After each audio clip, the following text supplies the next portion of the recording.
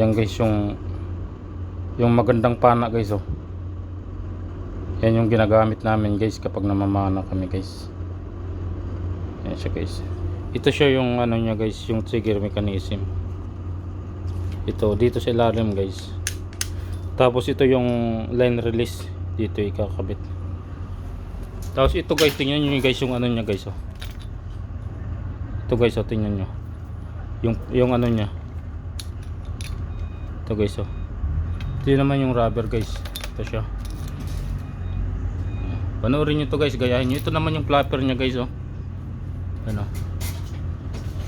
Flapper. Sugar. Yan siya guys. Ito yung trigger mechanism nya guys oh. Tapos dito sabit niyan guys oh. Ano? Yun yung sabitan. Yan siya guys. Yun Yun lang guys.